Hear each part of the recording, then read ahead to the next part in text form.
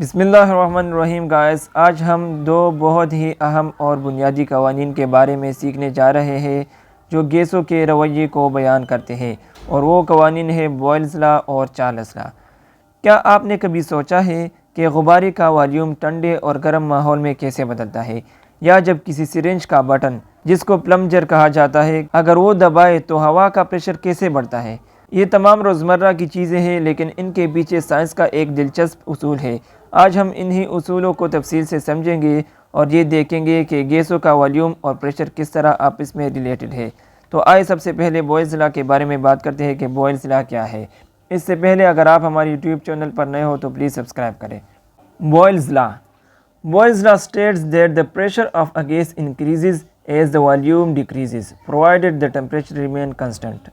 Boils law कहता है कि जब हम वॉल्यूम को कम करेंगे तो प्रेशर जो है ये इंक्रीज़ होगा यानी बढ़ेगा, बशर्त ये कि जब आप इसके टेम्परेचर को कांस्टेंट रखोगे। ठीक है, यानी जब आप वॉल्यूम कम करोगे तो प्रेशर बढ़ेगा। ठीक है, in simpler terms when you squeeze a gas into a smaller space the pressure goes up.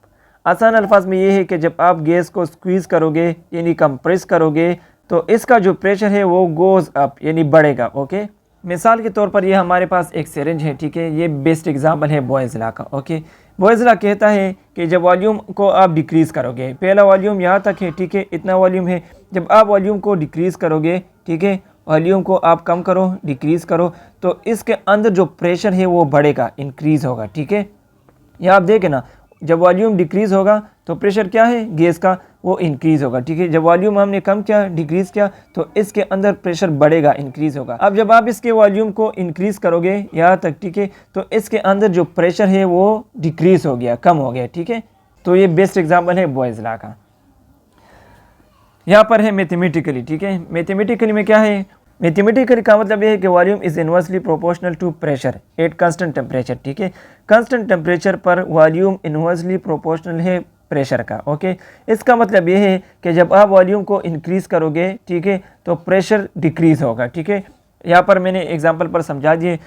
मिसाल के तौर पर आप वॉल्यूम को इंक्रीज़ करोगे तो अंदर जो है प्रेशर वो डिक्रीज़ होगा। ठीक है, इसी तरह जब आप वॉल्यूम को डिक्रीज़ करोगे तो प्रेशर बढ़ेगा। ठीक है, वॉल्यूम को आप डिक्रीज़ करो तो इसके अंदर जो प्रेशर है वो इंक्रीज़ होगा, बढ़ेगा। ठीक है, तो इस वजह से ये इन्वर्सली प्रोपोर्शनल है, एक जब बढ़ेगा तो दूसरा कम होगा। ठीक है, ग्राफिक रिप्रेजेंटेशन में आप देखें, एक वॉल्यूम है एक तरफ और दूसरी तरफ प्रेशर है। ठीक है, यहाँ पर वॉल्यूम इंक्रीज़ हो गया है, तो जब वॉल्यूम इंक्रीज़ हो गया है तो प्रेशर क्या होगा, वो डिक्रीज़ होगा। ठीक है, प्रेशर डिक्रीज़ हो गया है। ठीक है, तो इस तरह कुछ ग्राफ हमें देता है ये, जब वॉल्यूम इंक्रीज़ होगा तो प्रेशर डिक्रीज़ होगा। ओके, क्योंकि इन्वर्सली प्रोपोर्शनल है। ओके, अब चार्ल्स लॉ क्या कहते हैं। चार्ल्स लॉ कहता है it states that the volume of a gas increases as its temperature increases provided the pressure remain constant.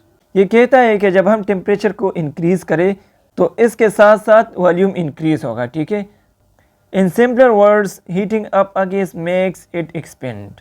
आसान अल्फाज में ये है कि जब आप गैस को हीट करोगे तो वो एक्सपेंड होगा। ठीक है, मिसाल के तौर पर हमारे पास एक गुब्बारा है। ठीक है, ये एक गुब्बारा है मिसाल के तौर पर, जब हम इसको हीट देते हैं तो इसका वॉल्यूम बढ़ेगा। ठीक है, वॉल्यूम इसका बढ़ेगा। चार्ल्स लॉ कहता है कि जब आप टेम्परेचर इंक्रीज़ करोगे तो वॉल्यूम इंक्रीज़ होगा। ठीक है, क्योंकि डायरेक्टली रिलेशन है। ठीक है, जब वॉल्यूम इंक्रीज़ होगा, जब टेम्परेचर इंक्रीज़ होगा तो वॉल्यूम इंक्रीज़ होगा। ठीक है, मैथमेटिकल में है volume is directly proportional to temperature at constant pressure, यानी वॉल्यूम जो है डायरेक्टली प्रोपोर्शनल है टेम्परेचर का। जब आप टेम्परेचर को इंक्रीज़ करोगे तो वॉल्यूम इंक्रीज़ होगा। ठीक है, इसी तरह जब आप टेम्परेचर को डिक्रीज़ करोगे तो वॉल्यूम डिक्रीज़ होगा। ठीक है, यहाँ पर आप ग्राफ में देखें, ग्राफ में ये कहते हैं कि वॉल्यूम और टेम्परेचर का एक डायरेक्ट रिलेशन है। जब आप टेम्परेचर को इंक्रीज़ करोगे तो वॉल्यूम इंक्रीज़ होगा। ठीक है, यहाँ पर टेम्परेचर भी इंक्रीज़ हुआ है और वॉल्यूम भी। तो इस तरह कुछ ग्राफ ये हमें देता है। ठीक है, एक स्ट्रेट लाइन हमें देता है। तो आज हमने सीखा कि बॉयल्स लॉ और चार्ल्स लॉ गैसों के वॉल्यूम, प्रेशर और टेम्परेचर को कैसे मुतासर करते हैं।